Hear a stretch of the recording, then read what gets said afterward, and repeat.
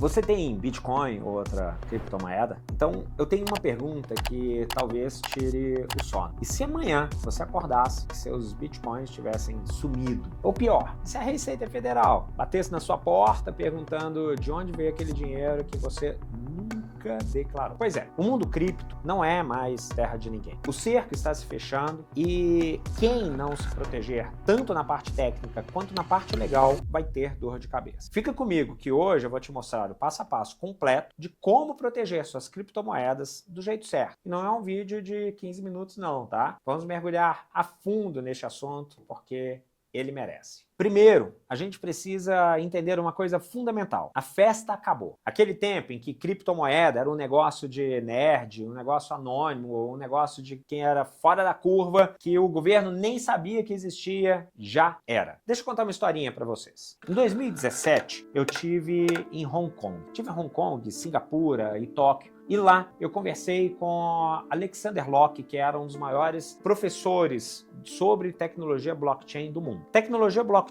é a base da criptomoeda Bitcoin. E nessa conversa que eu tive com ele, que até hoje eu tenho ela gravada e durou mais de 1h30, a minha preocupação naquela época era exatamente o que nós estamos vivenciando hoje, que era sonegação fiscal. E eu fiz essa pergunta para o Alexander Locke. Como é que você vê a questão de sonegação? Porque a partir do momento em que há Bitcoin, as pessoas colocam num lugar, fica fácil de você sonegar. Ele me respondeu com um cruzar de sobrancelha e me falou o seguinte: Franco, a nossa preocupação aqui não é essa. A gente não se preocupa com sonegação. A gente se preocupa com terrorismo. E quando ele falou aquilo, eu fiquei assim, mas terrorismo? O quê? E as duas preocupações, tanto a minha quanto a dele, se mostraram reais. A dele não era uma preocupação voltada em questões tributárias naquela época, porque a gente está falando da Ásia, onde a seriedade em relação ao governo é diferente da nossa aqui no Brasil. Tanto a seriedade em relação ao governo, como a seriedade do governo em si é completamente diferente do que nós vivenciamos. Por outro lado, a preocupação dele também era válida. E hoje, grande parte das movimentações em terrorismo são feitas por criptomoedas. Entretanto, 7 anos depois, 8 anos depois, a gente vê que no Brasil, o fisco apertando o cerco para poder evitar a sonegação fiscal. E é exatamente isso que a gente vai abordar em todo o conteúdo. Esse ano, o Banco Central e a Receita Federal decidiu colocar mais ordem na casa. E não uma ordem leve, não. É uma reorganização do mercado, por várias causas diferentes. No comecinho de 2026, entram em vigor 3 resoluções muito sérias do Banco Central: 519, 520 e 521. Essas resoluções vão mudar muita coisa do mercado de criptomoeda e da forma como elas são tratadas no Brasil. Mas antes disso, ainda nesse ano, a Receita Federal já apertou as regras. Então a gente está vivendo um momento de transição onde as coisas estão mudando muito rapidamente, como criptomoeda acaba mudando. O que isso significa na prática? Significa que as corretoras de criptomoedas, famosas exchanges, vão precisar de autorização do Banco Central para funcionar aqui no Brasil. Não é mais aquele negócio de qualquer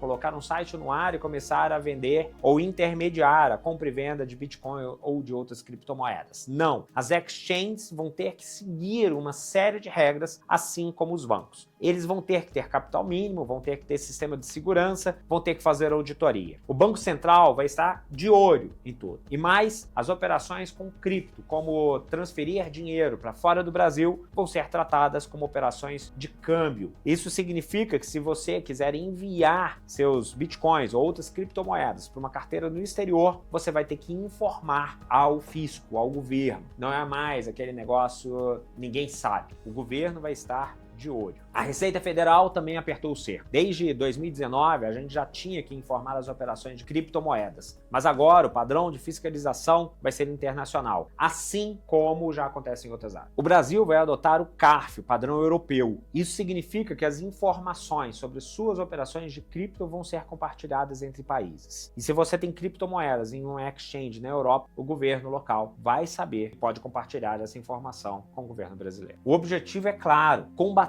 lavagem de dinheiro, crime organizado e, obviamente, evitar sonegação fiscal. Então, se você acha que pode continuar comprando e vendendo cripto sem ninguém saber, esquece. O leão está mais atento do que nunca. E ele está com mais fome do que nunca. Afinal de contas, tem que pagar privilégio de muita gente por aí. E ele está vindo para cima de quem não declarar. Mas aqui está uma coisa muito importante. Isso não é ruim para quem está fazendo tudo certo. Se você está declarando seus ganhos, se você está usando plataformas regulares, se você está sendo honesto com o governo, então essas novas regras de verdade não vão alterar a sua vida. Talvez até te proteja. Porque vão afastar golpistas, vão afastar plataformas fraudulentas, vão deixar o mercado mais seguro, como é o mercado financeiro brasileiro, um dos mais seguros do mundo. Ok, então o governo está de olho, mas antes de se preocupar com o leão, você precisa se preocupar com o ladrão. Onde você guarda suas criptos? Essa é a pergunta mais importante que você pode fazer. Se sua resposta for na corretora, e muito provavelmente o é, mais de 95% do brasileiro guarda cripto em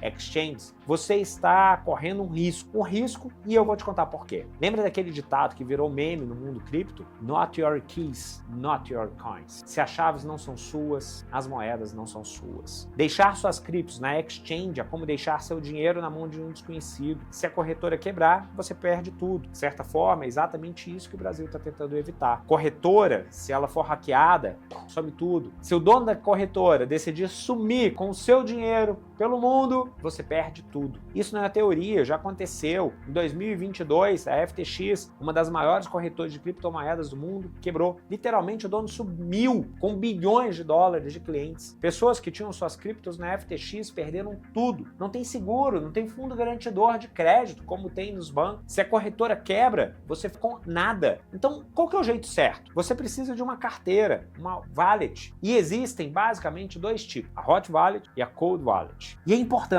entender a diferença, porque essa diferença pode ser a diferença entre ter seus bitcoins seguros e perder tudo. Pensa na Hot Wallet como sua carteira de dinheiro físico. É um aplicativo no seu celular ou um programa no seu computador. Ele está sempre conectado à internet e é ótimo para fazer transações rápidas, para pagar café com Bitcoin, para fazer transferência para um amigo. É conveniente. Você abre o app, escaneia o QR Code, pronto. A transação é feita em segundos. Hoje em dia, inclusive, você pode fazer isso através do pagamento de cartões de crédito, isso mesmo, cartão de crédito que usa a base Bitcoin para você poder movimentar dinheiro. Mas por estar online, ela é mais vulnerável a ataques. Se seu celular for hackeado, se você clicar no link malicioso, se você instalar um malware, suas criptos podem ser roubadas. Você não vai andar com 100 mil reais na carteira, né? A lógica é a mesma. Na Hot Wallet, você deixa só um trocado do dinheiro, só o dinheiro do pão. Deixa o essencial para poder usar no dia a dia. As Hot Wallets mais populares são a MetaMask, Trust Wallet, Coinbase Wallet, a Êxodo. Todas elas são gratuitas e funcionam bem. Mas a segurança delas depende da segurança do seu celular ou do computador, além da segurança dela mesma. Se o seu dispositivo for comprometido, suas criptos estão em risco. Agora, o grosso do seu patrimônio, seus bitcoins, que você vai guardar para o futuro, esses precisam de um cofre. E o cofre do mundo cripto é a Cold Wallet. É um dispositivo físico, parece um pendrive, parece um chaveiro, pequenininho, custa de 100 a 1.000 reais. A grande mágica da Cold Wallet é que suas chaves privadas, a senha que dá acesso às suas moedas, são geradas e armazenadas offline. Elas não tocam na internet, só quando você conecta para poder transferir. E você pode até conectar em um dispositivo, um computador hackeado, um computador com malware, e suas criptos ainda assim elas não serão roubadas, porque as chaves privadas estão dentro do dispositivo, protegidos por um chip de segurança. Para um hacker roubar suas criptos de uma Cold Wallet, ele teria que roubar o dispositivo físico. E mesmo que roubasse, ele ainda teria que saber a senha que você criou para acessar o dispositivo.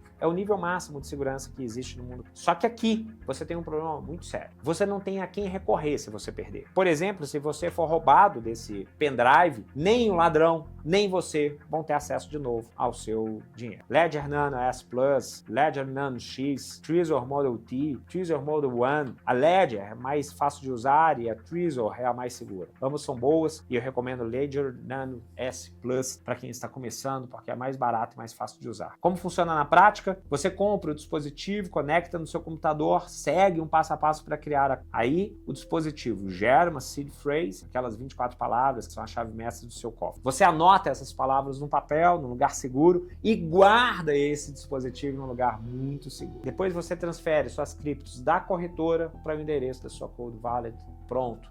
suas criptos estão seguras. Quando você quiser fazer uma transação, você conecta o dispositivo no computador, abre o software da wallet e seleciona o quanto quer enviar. E o dispositivo assina a transação. A transação é feita, mas as suas chaves privadas nunca saem do dispositivo. É como se você tivesse um cofre que só você consegue abrir e ninguém consegue roubar suas chaves porque elas estão dentro do cofre. A estratégia ideal é usar as duas. Se você tem 100 mil reais em cripto, por exemplo, deixa 5, 10, 15 mil reais numa hot wallet. Use esses 10 mil para fazer transações do dia a dia. E os outros 90 mil, os 90 mil reais, você tranca uma cold wallet. Assim, você tem mais segurança. Mas, de novo, nunca, jamais perca sua cold wallet. Dessa forma, você tem o melhor dos dois mundos. Você tem a conveniência da Hot Wallet para poder usar no dia a dia, mas você tem a segurança da Cold Wallet para proteger o grosso do seu patrimônio. E é uma combinação perfeita entre conveniência e segurança. E tem mais uma coisa importante. Se você deixar suas criptos numa exchange, deixe em várias exchanges diferentes, não em uma só. A exchange é para comprar e vender e ela funciona para você deixar lá se você quiser, mas nunca numa só. O mais seguro é transferir para uma wallet, mas se não for o seu caso, deixe em várias. A exchange é como um banco de câmbio. Você deixa o seu dinheiro num banco de câmbio e lá você troca e sai com ele. Então, como esses são, pode deixar? Pode, mas em mais de um. Agora vamos falar que é algo absolutamente crítico. A seed phrase. Essa é a coisa mais importante que você precisa entender sobre segurança em criptomoedas. As seed phrases são aquelas 12 ou 24 palavras que a sua carteira gera quando você a cria. Elas parecem aleatórias, mas não são. Elas são geradas por um algoritmo matemático muito complexo. Essas 24 palavras são a chave mestra do seu cofre. Com essas 24 palavras, qualquer pessoa consegue acessar todas as suas criptomoedas. Se alguém tiver essas 24 palavras, consegue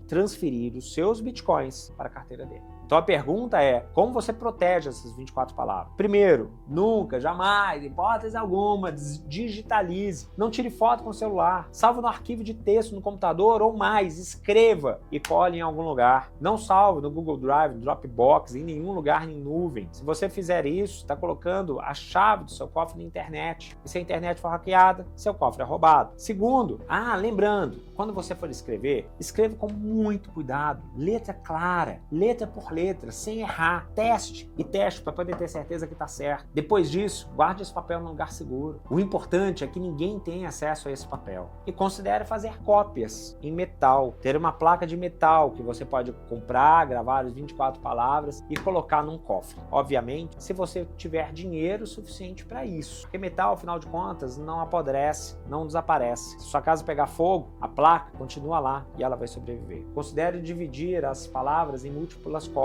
Se você tem 24 palavras, divida em duas. Mas óbvio, gente, eu tô falando aqui se você tiver muita coisa. E se você tiver muita coisa, você provavelmente já sabe disso tudo que eu tô te falando. Se você estiver começando, estiver comprando seus primeiros bitcoins, adote a técnica mais simples. Guarde seu bitcoin ou sua outra cripto em mais de uma exchange. Depois vai evoluindo para uma hot wallet, depois para uma cold wallet, depois para isso tudo que eu estou te falando. Você só tem que evoluir à medida que você tiver dinheiro suficiente para justificar isso. Franco, quanto de dinheiro suficiente? 10 mil reais, 20 mil reais, 50 mil reais, 100 mil reais? Não se preocupe em deixar em exchanges, desde que seja mais de uma. Deixe em 4, 5 exchanges diferentes. Se você esquecer a senha, você pode recuperar, é menos problemático. Se você tiver acima de 100 mil reais, pense em ter uma hot wallet. Se você chegou a 1 milhão de reais, aí sim, vamos para uma cold wallet, deixa guardadinho e aí adota todas essas providências que a gente disse aqui. Mas não vá com o critério mais seguro do mundo para o menor valor do mundo. Beleza, agora a gente já entendeu como proteger sua cripto. A Receita Federal, ela é o segundo problema. Ela não adianta hoje em dia você ter milhões em bitcoins se você não pode usar o dinheiro, porque não sabe como explicar a origem dele. Você precisa estar 100% legal. E não é para ter medo, não. É só para ter ordem. Eu não recomendo de jeito nenhum, mas tem gente que tem bitcoin no exterior e usa cartão de crédito sem declarar nada. nada. Não é o que eu recomendo. Recomendo que você ande regularzinho. Qualquer ganho que você tiver com a venda de criptomoedas precisa ser declarado no seu imposto de renda. Se você comprou um Bitcoin por 100 mil e agora está vendendo por 500 mil reais, você teve um ganho de capital relevante e você tem que declarar esse ganho e pagar tributação sobre ele. A alíquota do imposto sobre ganho de capital vai dar uma variada. Se você vender menos de 35 mil reais por mês, você não paga imposto. Se você vender mais, paga imposto. E essa é uma grande dica. Se você não precisa vender de uma vez, limite a 35 mil reais por mês suas vendas e vá vendendo. A diferença é de no mínimo 15% e pode chegar até 22% dependendo do montante. Então, imagine, se você, por exemplo, precisa de 100 mil reais, ao invés de você vender 100 mil reais de uma vez, venda 100 mil reais em 3 meses. 35, 35 e 30 mil. Você economizou nessa brincadeira no mínimo 15 mil reais de tributos. E tem outra coisa importante, tá? Você precisa informar todas as suas operações, não só as operações que você ganha. Você precisa informar todas. E se você atuar com a Exchange já comunica também a Receita. Por isso que é importante você informar para você não ter risco de ter informação quebrada. Esse sistema, operações em criptoativos, criada pela Receita Federal, é onde você precisa informar tudo. Lá no site da Receita tem um campo específico que você pode providenciar toda a informação de compra e venda.